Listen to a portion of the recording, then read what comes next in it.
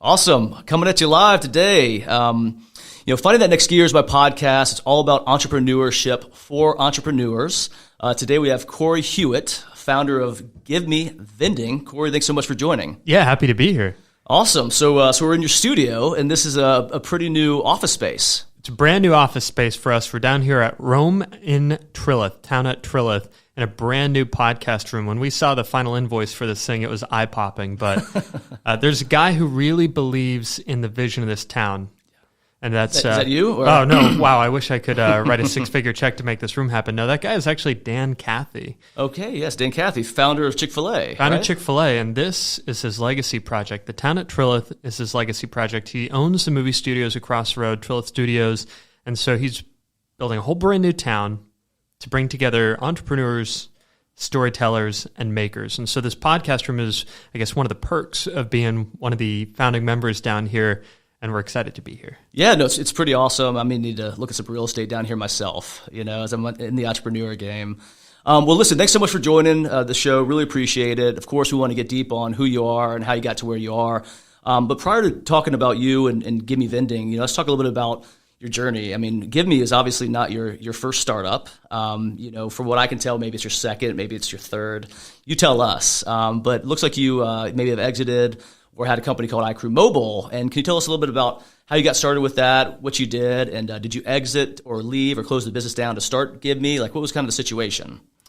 I guess, you asked about how we got started, and my parents would probably tell a story of the quintessential entrepreneur story where you start with a lemonade stand. And I remember being out there literally nailing things together to start that lemonade stand. In high school, it expanded a little bit though, and bought my first vending machine. And from there, bought a couple others and started to see what it was like to manage this growing enterprise. Never made it super huge. I ended up with about 26 machines, but it was spread out enough that I needed to start to work with other people to help run the business. And that's the first time that had happened for me. If you run a lemonade stand as a middle schooler, you can handle it all by yourself. Maybe your parents have to drive you to the store, but you can set the prices, sell the product, deliver it.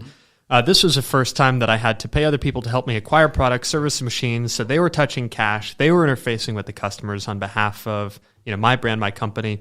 And that was my first time running a proper, if you will, business. And what age was this? Oh, that was high school age that I started really working with the vending machines. So that's crazy. So I read a little about your bio, and I was just under the impression, there's a sentence that I pulled out. I bought my first vending machine when I was in middle school, but it didn't go on to talk about how you had 26. So I didn't realize that your company actually may have started back in middle school and high school. And so these 26 machines, were they just distributed across multitude of 26 different locations?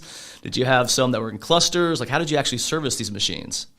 Yeah, so middle school is actually a bulk vending machine. It was a 6-foot-tall red spiral gumball machine. And that's how I got into vending overall. It was high school when I moved into, if you will, a proper vending machine, with buttons and a bill validator and a coin acceptor. The 26 machines were distributed across probably about 12 accounts or so.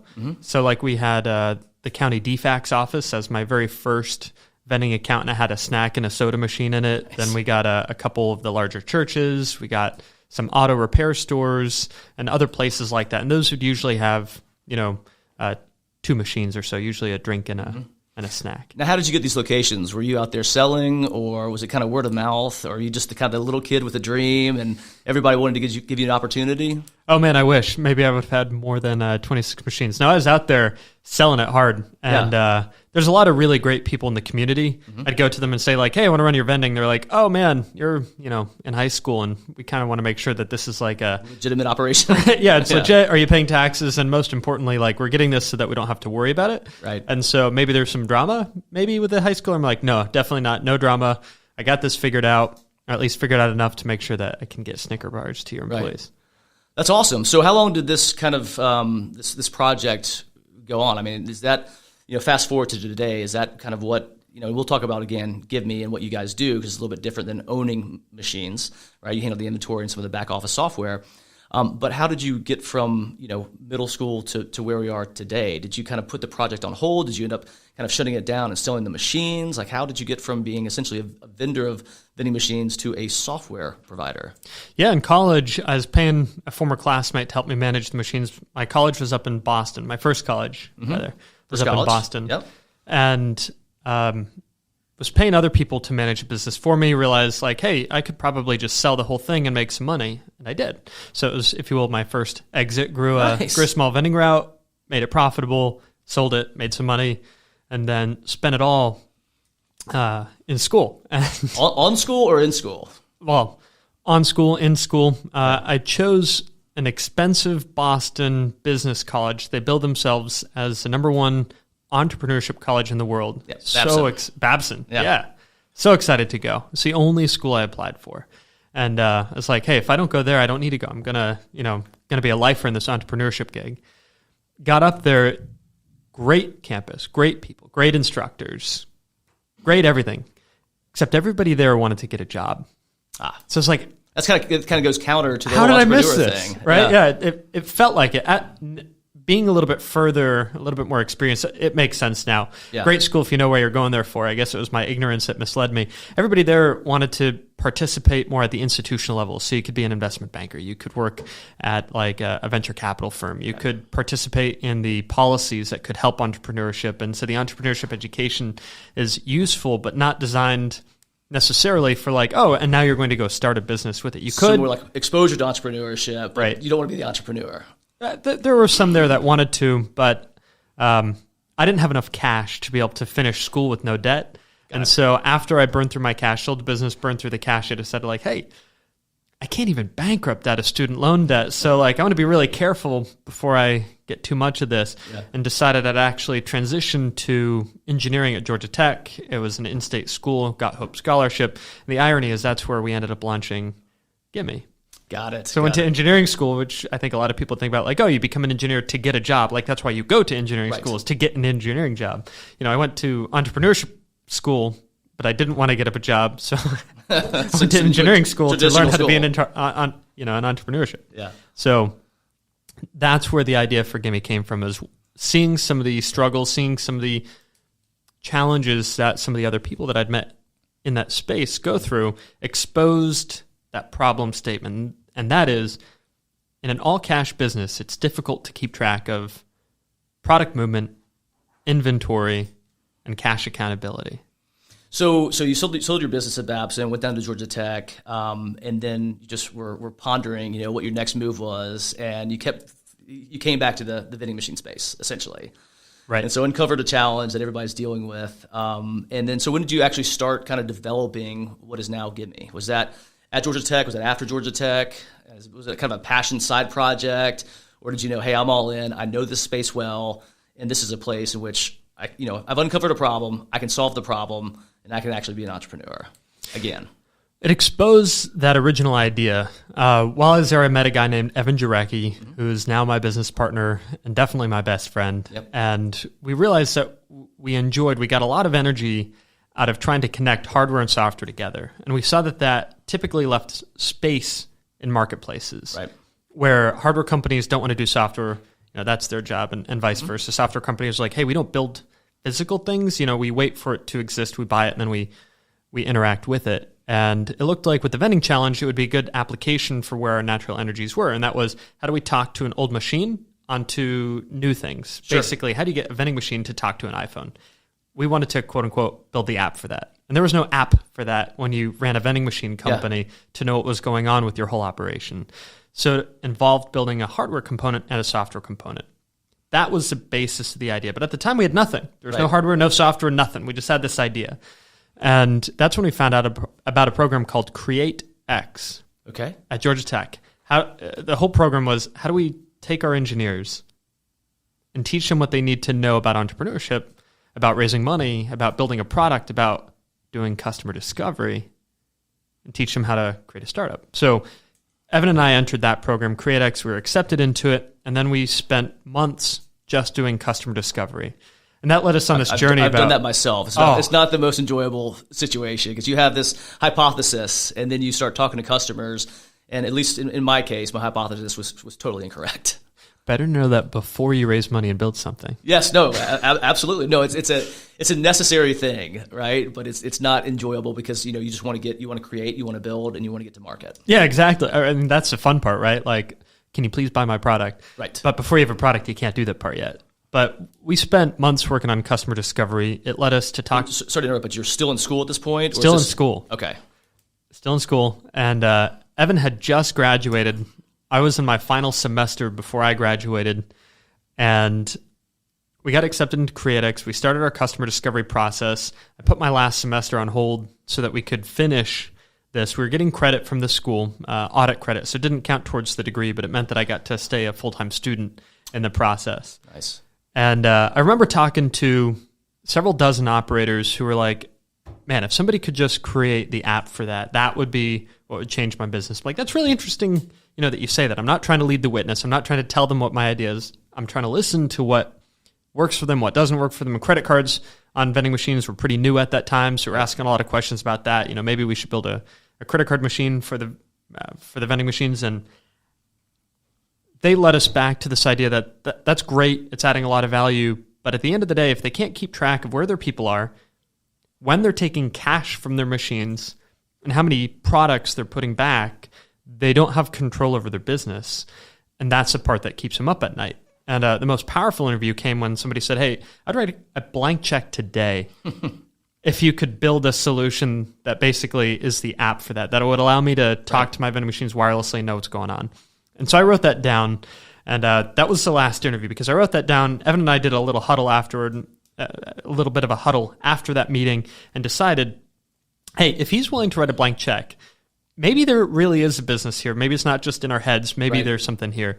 So we went back to him a couple days later and said, hey, you said you'd write a blank check.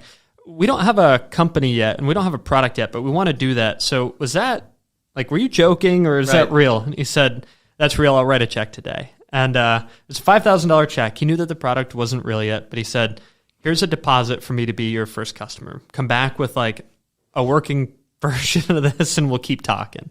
Wow. So that's the day that Evan and I said, okay, we're doing this. Unbelievable. It's funny you say that too. It's I feel like a lot of folks, when they get that feedback, you obviously had that light bulb moment, but I feel like far too many people don't necessarily have that, right? And, also too, I've heard people say, well, write you a check, and I never believe them. Right? You just ask them to do it. Yeah, no, I think it's fantastic. You actually call this person to task, which then kind of took you from, one avenue to a totally different avenue. And so you got your first check, and have you graduated college at this point? Or are you still? I'm still one semester away. You're still one semester away. Okay, well, so let's just go ahead. I think that they call that a dropout at this point because that was 7 years ago. Okay, so you haven't finished yet. Correct. That is awesome. That is the entrepreneurial life. I love it. So you got the $5,000 check. What did you do with that? Well, to build the hardware was going to cost way more than $5,000. We estimated that we'd need $100,000, and that was wrong. We actually ended up needing $250,000 to really be able to finish all the hardwaring to commercialize the product.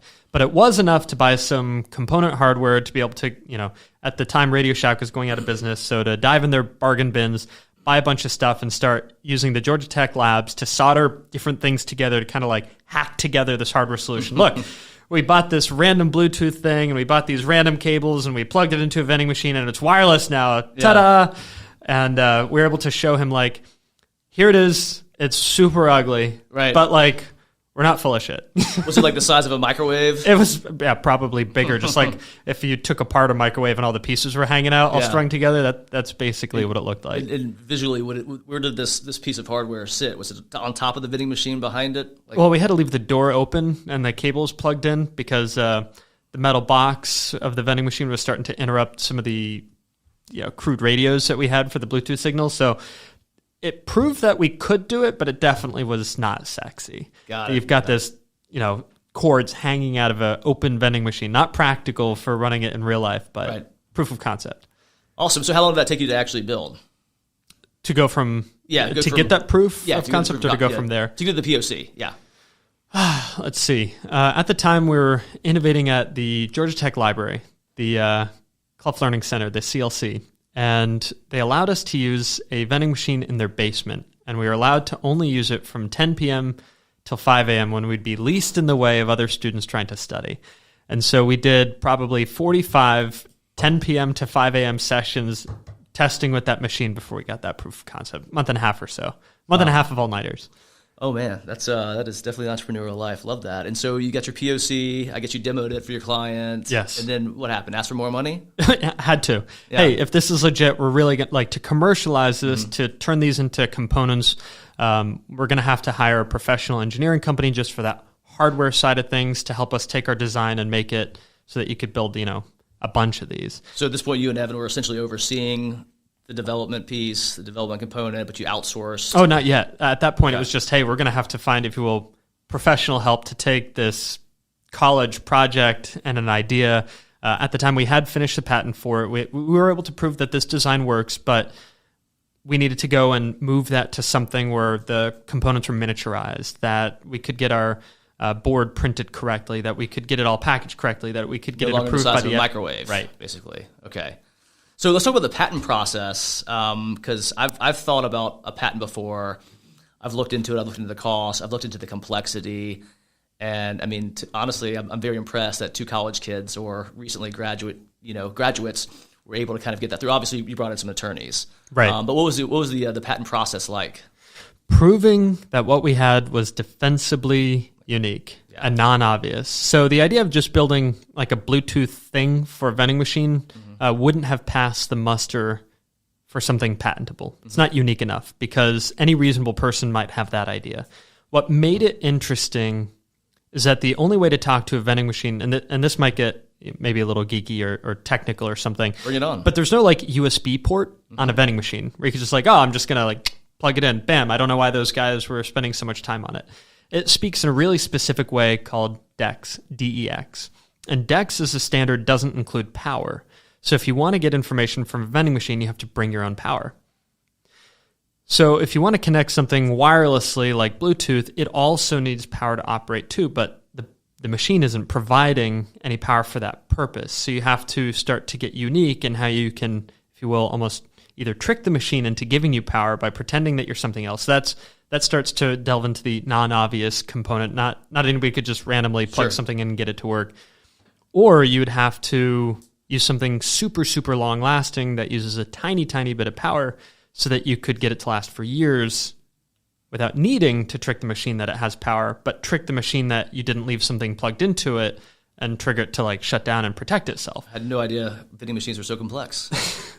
Basic stuff. But at the time, a brand new data standard had come out called Bluetooth Low Energy. We were able to invent a mechanism to misuse that data standard to be able to really power efficiently communicate with the machine. So that was the basis of the patent, was misusing. And when I say misuse, I don't mean in a nefarious way. I just mean it's supposed to operate under a certain set of ways. We changed it so it operate way differently. There was some magic in that. That's what allowed it to be patentable. So we could use this thing that didn't fit to serve a purpose that we needed. Got it. And not to go on a tangential path here, but you've got your patents. Are you able to kind of block out all the competitors within your space? Yeah.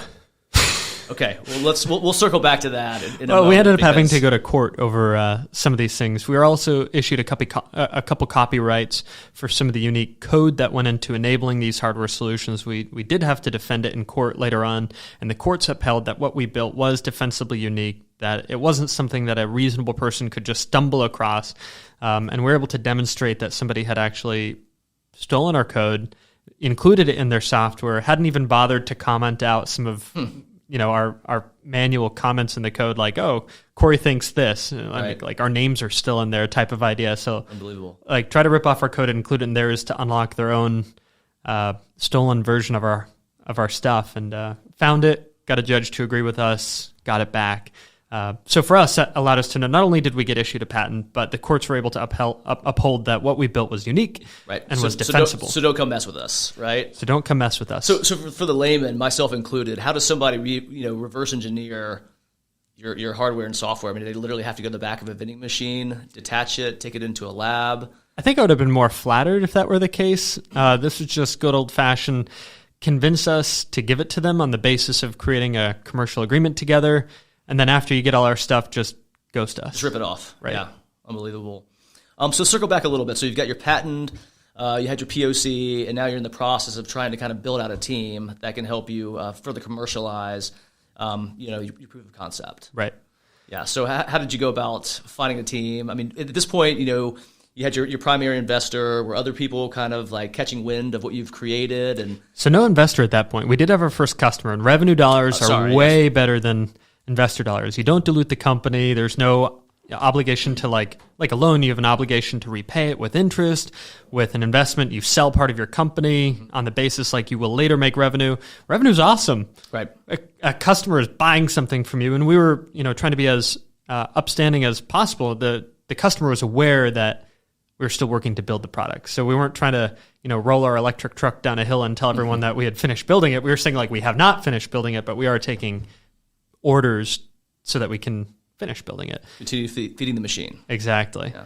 So we got the first several built. I remember Evan and I had a big whiteboard in our office, and we called it the Deploy 42. Like we were spending months to get 42 of these miniaturized, commercialized, installed into 42 vending machines, which is a tiny number. But how did you come up with the number 42? Oh, that's the number of machines that were at our first account. Got it. Okay, so you wanted to essentially have your software in every single one of their vending machines in that one account. Got it. Okay. So and 42 just happened to be the number. So the Deploy 42 plan.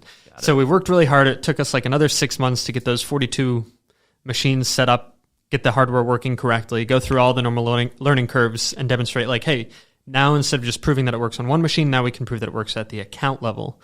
So then the customer is willing to write us another larger check, but this time there are more strings attached because the dollar size is getting bigger. A $5,000 check for a $50 million business is tiny. Right. It's big for us. It was meaningful for us, Of but course. it was tiny for them. They're like, hey, I mean, it's an insurance policy. If they figure it out, great. If they don't, whatever.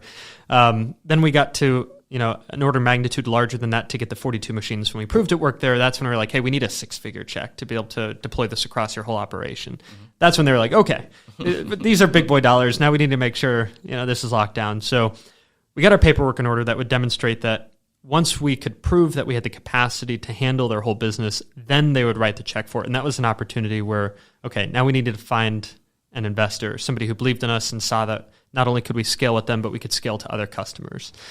That's when we were introduced to a variety of angels around the Atlanta scene, but ultimately struck a great relationship with two early-stage Atlanta investors, John Lally and David Cummings, who ended up investing in our seed round, where we ultimately raised about $750,000 to finish out the hardware side of the business, make those first hires, and start scaling up our software as well so that we could expand to not only that first customer's whole business, but their friends as well, that customer's friends as well, and start to expand in the whole industry.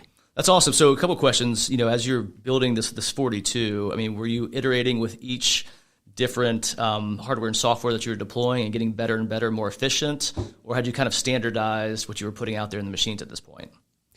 Definitely the former. I wish I could say we had standardized it and it was all going great. Our first office was within the warehouse of that first customer. Oh, amazing. That's so awesome. Yeah. With these drivers that were using the unfinished version of the software, if we gave them a bad day, we'd know it ASAP, because they would walk by our office on the way to like drop off their stuff for the day. Dirty look. Yeah. Hey guys, can you talk? Like, oh yeah, you found that bug? Like, oh yeah, it cost me, like all this, like an extra trip, or I had to lug sodas up a flight of stairs, and then it turns out I didn't need them. Like, come on guys, get your stuff together. Right.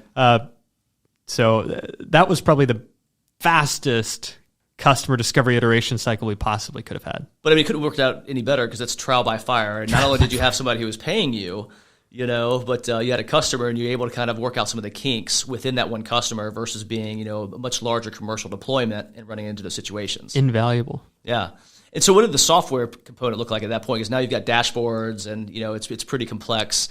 But what did that look like? I mean, was this like DOS back in, circa 85 or whatever that was? I mean, just the opposite, actually. We were a pretty small team even back then, and two of our full-time hires were designers, UX designers.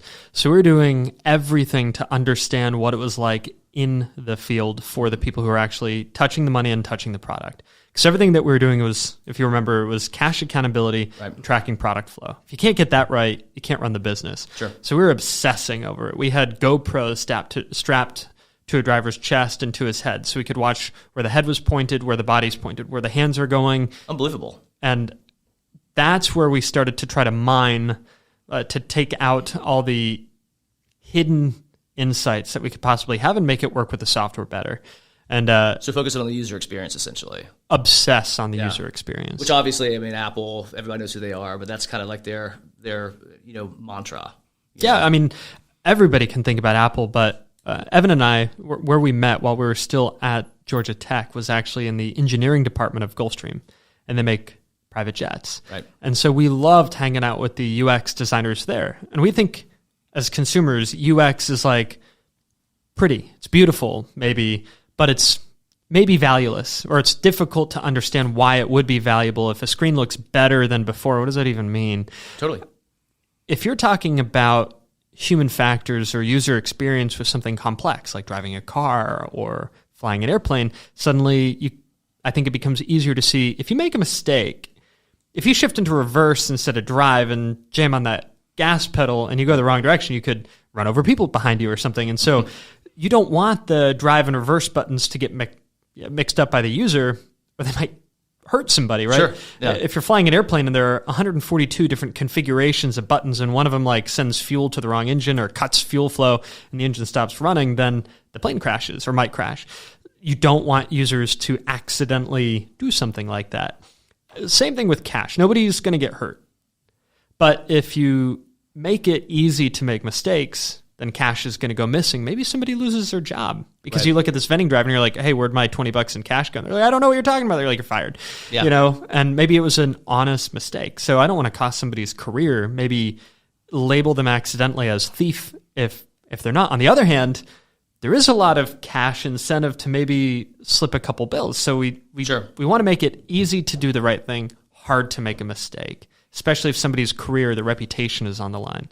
So these UX decisions weren't just for, hey, we made their life in a way that's really hard to measure, 6% better. What does a 6% better life look like? Yeah. I don't know. But if we can make it so that mistakes are less common and it's 50% more clear to spot a thief versus not, then you can focus your attention in the right place. You can empower employees to do the right thing. Right. And you can get rid of the bad apples faster. And ultimately, you guys are adding more value as well. Exactly. Right? I mean, that makes you guys relevant. And I think far too many companies, and I could be wrong, but far too many companies don't focus on the UI, the UX on the front end. It's more so around just getting a product up and running, and we'll deal with that crap later. Right. But I like your story. And also, too, if you can make the situation better for the drivers, then they can be your biggest advocates, which is only going to make your job easier as it pertains to selling. Right. So a couple more things here. So you got your two angel investors, you got your funding round, and so what are we doing now? Now it's time to try to grow the company. Yeah. So are you building better mousetrap? Are you investing in salespeople? Are you putting money towards marketing? What does that kind of look like? We experimented all across the board. We're reading business books. We're reading like, hey, here's how you pay for advertising. Here's how you scale your sales team, right. Hiring SDRs, BDRs, account executives. We're trying to pull the typical SaaS It's playbooks. a lot of stuff to sift through, right? It's a lot. It's insane. I mean, I've run the gamut myself, SDRs, advertising, and I feel like a mixture of all, is the right move, but you got to know when to pull the levers at the right time. SEO, PR, in engineering world, the more letters that you can use, the higher your score goes. So we were like, this is great. Right. And especially being part of the portfolio companies in Atlanta, the other invested companies in Atlanta, there's a group of us. And so I'm trying to pay attention to people who have built bigger businesses faster and figure out like, hey, what did you do to scale and how is this going to work? And none of those approaches work for us with our product in this industry. There are maybe 150 vending operators that we're targeting in the U.S. These are national operators. Currently. Okay. So I remember we hired our first SDR, and in like 4 days, they called all 150 of them. It's like, now what? Yeah. Okay. Call them again? Right. So there are certain things that work at scale. If you have like a target audience of 50,000, 500,000, 5 million, then you hire a room full of these people. We learned that a lot of what we had to do to scale with these large LTVs or lifetime values for each customer, but long lead times and super high CACs or cost of acquiring a customer, had less to do with trying to do things fast and more to do with how do we build a quality relationship. Right. How do we get them to trust us? How do we get them to recognize us? And that's what we started to invest our time and effort in. So instead of trying to hire roomfuls of people to make phone calls, instead we're investing a lot on our support side. So every time a customer called, we would answer like in less than 5 rings. That was our goal, less than 5 rings. We got it down to, during business hours, it was usually less than 1 ring. It was 0 rings. Wow. And the give me guys are always available. Right, at least during specified hours, Yeah. because if you had an issue and you needed to call us, it's because you couldn't do something that was interrupting your operation. So instead of investing in salespeople, we invested in support people and success people. And that's what we built our business on. And so that is maybe one of the differences between us and your quote-unquote typical venture-backed SaaS company. Sure. Well, also, too, you guys are extremely niched. I mean, no offense here, but vending machines it's not the sexiest business. It is not right? the sexiest business. But you've carved out a niche. You guys are a known entity, right? And you've got some use cases. And, I think if you can leverage that and provide a good story to the companies that you're not working with, it makes it a hell of a lot easier for you to actually get in and acquire new customers. And right? Nobody was going to trust us with their whole operation because we asked them to. They had to hear it from a friend. Yeah. And their friends were only going to talk about us if we actually made a difference in their operation. Sure. And also, too, I'm sure with 150 companies, everybody knows everybody. Yeah, everybody. And so, that's a great story. So you basically shifted away from SDR and like guerrilla warfare, sales development, if you will, exactly. And focus more on kind of the customer experience, not as it pertains to the software, but picking up the phone, helping troubleshoot, ensuring that the overall experience was a pleasant one, that you solve problems quickly. There it is. Are you looking for a job? Because that was great. Yeah, actually, we'll see how my startup goes. So maybe I may call you in 6 months. And so, how did you leverage that to get into new accounts? I mean, have you moved from maybe, are you working on the product? Or are you focused on business development and growing relationships? Is that Evan's job? Like, how are you guys kind of, splitting the workflow as it pertains to the growth of the company, which of course is going to be revenue and sales related? So that was all several years ago. That was kind of like the launch story. Okay. What's happened since then, and I'll go a little bit quicker. What's happened since then is at the time we were connecting directly to the vending machines. All that data that we were capturing, we were sending back to their warehouse management suite. So then our customers started asking us, hey, when are you going to take over our warehouse management? All that great stuff you did to track cash and product in the field with our drivers, could you do that at the warehouse level? And we're like, sure. It's going to be kind of hard, but yeah, we'll figure this out. We got this. And that was about 3 years ago. So we raised a couple $1 million more. We told our customers we're going to build it. Same idea, same customer discovery process. We're not going to do this without customers who believe in us, and we don't want to do it without that first customer check. So we talked to this secret group of customers and told them like, hey, if you want this, it doesn't exist yet. You need to write a check though to pre-purchase it. That's how we'll know that this is a legit opportunity and you definitely want us to spend our time and effort to build it. So you got the investment dollars from maybe I guess another funding round, and then you approach your customers asking for them essentially to prepay for this future software. Yeah, and we did one before the other. We did the customers first to prove it, right? That whole customer discovery process. But you could use that as leverage to then go get the money because you essentially have POs.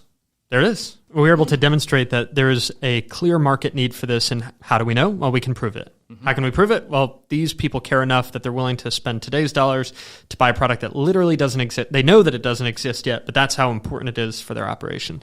So we decided to build the whole stack of software for running a whole unattended retail business. So instead of just vending machines, these operators typically operate large kitchens, commissaries. They operate micro markets, so these small unattended convenience stores, and they operate vending machines. And so we were growing from just connecting to vending machines to operating a warehouse, scheduling, routing, reporting, accounting, exports, purchasing at the product at the aggregate level, so buying enough to run the whole operation, which was usually multi-state, plus tracking the personnel, where they were, where all the place machines were, the accounts, commissions, and tax reporting as well. So it was a huge maturity growth for the company. And did that increase your TAM as well? Because a few moments ago you said there's 150 customers, and so now are you accessing an entire new pool of potential customers and buyers? Much bigger TAM. It allows us to no longer just exist in the vending vertical, but the micro market vertical, the office coffee vertical. The other thing it did is it exposed that there was an opportunity in the grocery space too. Got it. And so we started selling our hardware like we started in vending 7 years ago. We started selling our hardware and some of our light software tools in the grocery space too. That was about 3 years ago that we started building the whole stack of software and selling our hardware solution into grocery. So just for the folks who are listening, so what does that actually look like as it pertains to the grocery stores? Like, I mean, is this within like the dairy aisle? You know, like where does this hardware actually reside? So the hardware exists at the back of a grocery store where people make deliveries of the food that you buy. Typically the fresh food that can't be warehoused. So like you said, dairy, produce, baked goods, beverages best served cold. Those types of products aren't warehoused first. They are delivered, and it's not until that point of delivery that you know how many are going to show up. Interesting. So they use the same data standard decks to communicate to the grocery store, here's how many I ultimately ended up dropping off. And the grocery store responds to confirm that amount so that that person can prove to their boss, like, yeah, I really did drop off, 100 loaves of bread to Kroger or whatever, and can get paid from that. And so that happens on that same data standard. It's running from an old computer, running in the receiving dock, and they can plug in our hardware that used to be plugged into vending machines. It can be plugged now into grocery stores too to communicate how many products were dropped off. Now, is the approach for the grocery store side of the business still the same? I mean, have you rehired SDRs, and are you refocusing on sales, or is it back to, again, ensuring that there's a phenomenal customer experience, which then will help you kind of ultimately grow your subscriber base? So we went from 150, which felt like a really small number nationally, to like 6. We have like 6 possible customers. Not really, but it's on the order of about 10. We have about 10 possible customers in the grocery space. Because of how big the check size is in grocery, there's these major resellers of solutions to the major chains. So Kroger, for instance, wouldn't work with us directly, and our soft drink manufacturers don't work with us directly. They buy a packaged solution that includes our stuff from one of maybe 10 resellers out there. We call them VARs, value-added resellers. We've got those listed on our website, but guys like Corporate High Jump or Versatile, they buy a bunch of stuff, package it together, and sell it and support it all at once to Kroger. Which is great for you because ultimately it's just another sales channel. It's another sales channel. So we still don't need a room full of SDRs. We need a room full of, again, support people. Make sure that when Versatile's looking at how to bundle this into their solution, they can do things that they've never done before. Right. And like we said, we've got that defended patent. So we've been assertive in making sure that we're extracting the value out of that intellectual property protection. So the only thing that competes with us right now is a cable. So you can cable in to vending machines and grocery stores, or you can use our hardware and do it all wirelessly and instantly. Unbelievable. So a few more questions here. I want to be respectful of your time. Fast forwarding from 3 years ago to today, what's the current state of GiveMe? Oh, we've got tens of thousands of trucks on the road that are using our hardware and software, whether it's in vending, markets, or grocery, to make deliveries, to manage invoices, to get paid. And these fresh food deliveries, regardless of the channel, are happening because of the software stack that we built and the hardware stack that we built to support it. Now we're looking to the future, and what does that look like? Well, we've been working on some computer vision tools that rely a little bit on AI and machine learning to detect things like, hey, when are things sold out, and are things placed in the right spot, and are they, organized correctly and at the right price? Right. And so we're going to continue to invest in that area now, which for us is, for the tech team, super exciting. For our customers, it's just another game-changing level of information that they can use to make better decisions on. That's awesome. Glad to hear. So a couple more questions here, but let's get a little bit more tactical about you. So was there a time when you thought about hanging it up with GiveMe? Multiple times? I think any entrepreneur goes through that. I think I went through that about a month ago. It's like I had this week from hell, and literally it's like, why am I putting myself through this? Maybe like anything else hard. 3 years ago, I became a dad. And that was super life-changing for me. Man. Yeah, I've got two girls, 7.5, 5.5, and it's amazing what it will do to your life, and it really changes your perspective, and everything you thought was important gets just brought down one level, which is just amazing. I totally connect with what you're saying. I've got a baby girl on the way, probably in about a week. She'll be here, so we're super excited about that too. In those moments, I think it forces a reevaluation. What's important, what's not, and why. Why are you doing this? And even through that, what's kept Evan and I going isn't oh, one day we just want to be rich or whatever. We're not doing it just to try to find the exit. What was really powerful for us was seeing how it changed how our customers did business. They were already profitable before we came around. They already had businesses before we came around, but sometimes people were stealing from them, or sometimes you'd go to a vending machine and be empty and their customers would get mad at them. Right.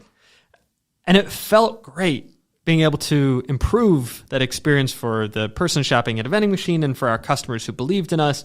And so, yeah, there were tons of sucky moments along the way where you're like, this is terrible or stressful or overwhelming. And one of those times that stand out is that federal court case. It was over 4th of July. I had to fly away from all my friends. I'm being deposed, watching other people like have fun, watch fireworks. I'm getting grilled for like 8 hours straight in this hot room by this opposing counsel's attorney. Like, this is not fun. You know, why are we that's doing also this? big time, though. You know what I mean? Like, that's big time. Yeah, it doesn't feel like it, right? Like, if you go to like a really great prison, like maybe you're notorious, but you still, like the experience is still you're in prison. So for this, like, you're still being deposed by opposing counsel, and you still have to be grilled about why you deserve to keep what you spent your whole professional life building, and why that's important. And it's I don't know, it's just no fun. It's stressful. So even in those moments, it's good to be able to circle back to know, like, why am I doing this? Totally agree. And that's the part that has always kept us going. It's clear to us that we've made a difference to our customers, and that means a lot. Yeah, I think it comes down to purpose, right? What is your purpose? And I've been in that situation as well, where it's like, again, why am I doing this? And then I think about the mission. What have I accomplished, and where I'm going? And that kind of helps the fears and the anxiety subside a little bit, and keeps you focused on the mission. A couple more questions. What do you think the number one trait of those entrepreneurs that find success is versus those that don't, right? Again, this podcast is about finding that next gear. And personally, and I'm not trying to influence you, I think it's all about perseverance, right? I think that's resilience. Resilience. I think that's really the difference between those that do and those that don't. But what's your take? Yeah, I'd agree with that. I think that resilience is a big part of it. I think that optimism, not to the sake of being naive, but to realizing, hey, there is a possibility of a better future out there, and there are things that I can do that take me there, that take our team there, that take our customers there, that take our industry there. And for us, it's been that sense of like, hey, we know why we're doing this, and we're going to stay at it until either all our customers tell us like, you're not the ones to do it anymore, or we get there. And so that's kept us going. It's that sense of optimism and resilience. I love it. If you could go back and give yourself one piece of advice prior to starting this company, what would it be? Just one. That's impossible. Keep focused on the big stuff, and don't get sidetracked by shiny objects or the little things along the way. Just keep your head up, and if the mission is, change the way that people buy things from a vending machine, stay focused on that. I love that. I've got sometimes shiny object syndrome, and so for me, I need to really keep myself grounded and focus on 3 things versus 30. And it's a challenge. It's a struggle. It's a huge challenge. I totally get it. So the way that we work to address that in our group is every day we have a team stand up, all of us, and we go through what we call our MIT, our most important thing. So instead of asking people for a big task list, it's been our philosophy that if everybody knows what's most important for them, for the company as a whole, what's most important for the company today, and individually, what's the most important way we can contribute to that. That's for the just day. Pick one thing for the day. For the day, and we do that for the quarter as well. But every day, 8 a.m. What's our MIT? We all share that together. The belief being that if we always focus first on the single most important thing and knock that out before the day starts, the company's moving forward on these big picture goals. And of course, the day will fill up with this, that, and the other. Sure. But we always try to move that one most important thing every day. A quasi-agile approach, right? Quasi-agile. Just day by day. Exactly. So it's funny, just recently, it's about a month ago, on Mondays, every Monday at 10 a.m., I've got a calendar reminder that says, what's that one big thing this week?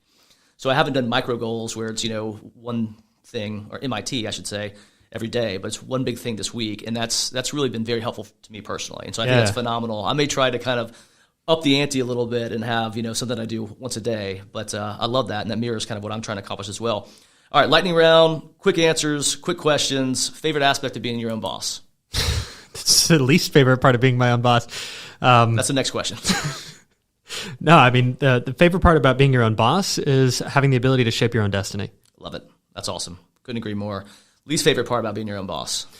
Lack of accountability. If you have a boss, he tells you what to do or she tells you what to do, and as long as you do it, you know you're doing a good job. If you're the boss and you say, hey, company, the most important thing is we do this, and then everybody does it and you realize that's the wrong thing. I totally agree. So, one thing that I don't want to say struggle with, but I think about often is, am I doing the right things? Right. And I think that's the toughest part because I literally, to your point, accountability is one thing, but I don't have somebody providing structure, guidance, support, and what's next. And so I totally agree. What would you say is your biggest success with maybe just entrepreneurship in general, taking Gimme aside? Watching the team.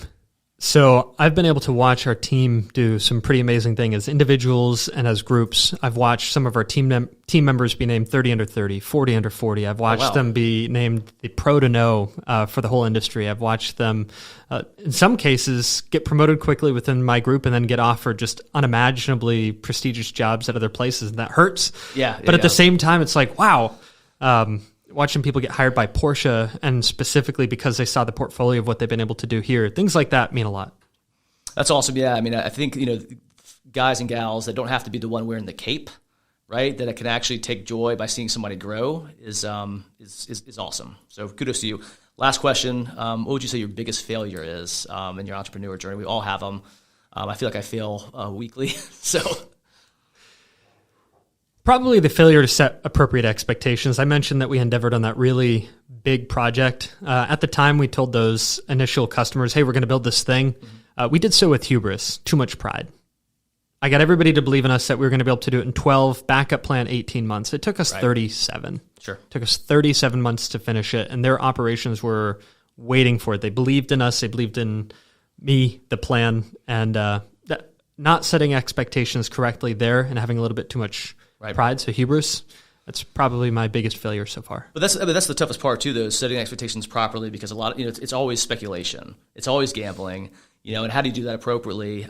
It's a challenge, and I think a lot of people could benefit from doing a better job across life, not just business. We have a lot to learn. I have a lot to learn. Yeah, myself included. That's why I'm doing this podcast. But Cory, where can people find your company, and where can they find you?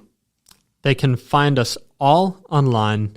The easiest way to find us in the vending space is vending.ai. And in the grocery space, it's dsd.ai. That's the best way to find us. Awesome. Well, hey, Cory, really appreciate the time, sincerely. Thanks for joining. And best of luck with your continued growth plans. You've carved out a hell of a niche. Congratulations. Thanks so much.